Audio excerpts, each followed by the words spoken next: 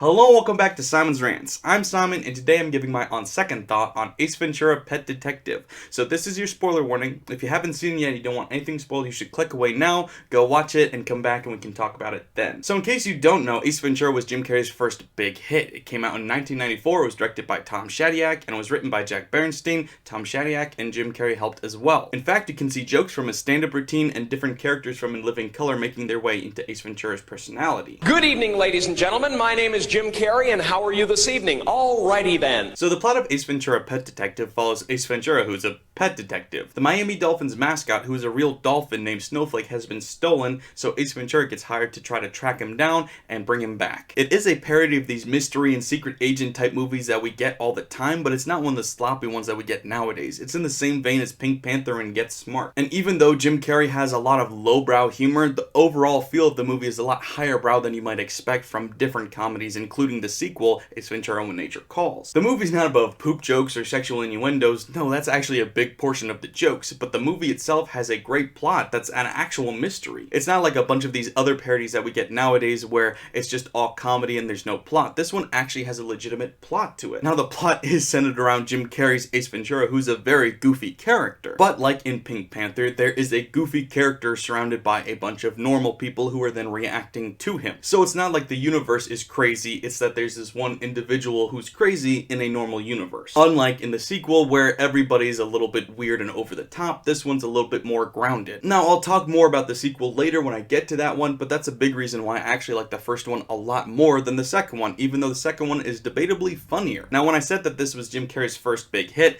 that's a bit of a stretch, because it wasn't that big of a hit when it came out. It became a cult classic later. This was the first time that Jim Carrey was becoming somewhat of a household name. He was coming off of In Living Color, which garnered him some attention, which got him cast in both this and The Mask. And then his success from this and The Mask got him into Dumb and Dumber. So 1994 was a huge year for him because he went from a TV actor to basically a superstar in Hollywood. All in one year because of these three movies that all did really well. Really well among audiences, not so much critics. Critics had a little bit of an issue with him. And there's obvious reasons why. I'm a big Jim Carrey fan, but I'll be the first to point out that his acting in this movie isn't great. He's obviously going more for being funny than he is going for being a dramatic actor. He's not doing the best acting he can do in this role. We had already seen him in movies like Doing Tom on Maple Drive, so we knew that he was able to do a much more dramatic and nuanced performance. But in this film, he made the decision to just do it like it was a stand-up routine, where the acting was secondary to the overall comedy. And it's actually not bad because of it. You might want him to be a little bit better of an actor, but the comedy is well worth it. You've got these great moments of ad-libbing and over-the-top humor that just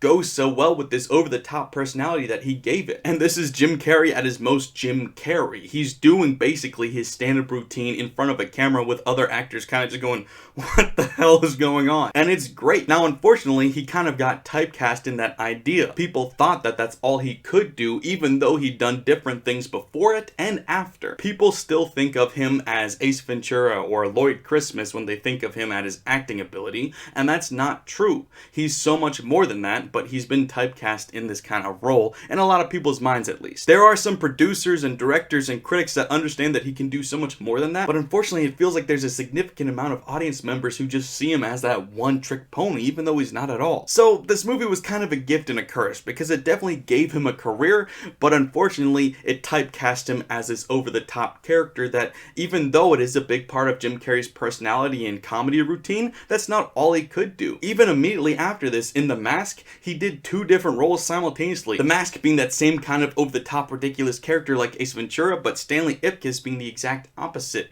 and a soft-spoken, mild-mannered type. Now, once again, I'll review The Mask more next week, but this is about Ace Ventura, and this movie is a lot of fun. Is it perfect? No, but it definitely is entertaining. And the plot is better than it needed to be. A lot of time in comedies, they don't honestly have a plot. The plot disappears after the first 15 minutes, but this movie had a legitimate plot that it followed out and was just as important as the comedy was. There is a legitimate mystery that's unfolding that you can actually solve before the main character does if you're paying attention. Now, I'm not saying that the mystery is extremely highbrow. Obviously, the whole Ray Finkel thing, it's a little bit weird and it's a little bit outdated and it wouldn't necessarily fly in today's culture, but it is a legitimate story and it's funny and it's well written. And while I did say that the sequel is probably funnier than this, this one, that's not to say that this one isn't hilarious, because it is. From the instant replay to the slamming the head on the bench to everything in this movie is so quotable, and I love it. Jim Carrey has said that he went into this movie trying to make up catchphrases and quotable jokes because he wanted it to catch on among that kind of audience, and it worked. Despite the humor being so lowbrow, it's actually very cleverly written, and that's something that I actually really appreciate, because so often lowbrow humor is going for the lowest common denominator. You just want to have a fart joke, you just want to gross somebody out, you just want to do something stupid to make people laugh. But there are legitimate funny ways to do these kind of jokes, and this movie succeeds at that. And I think that's why Jim Carrey was able to outlast the other comedians from the 90s like Adam Sandler and Mike Myers.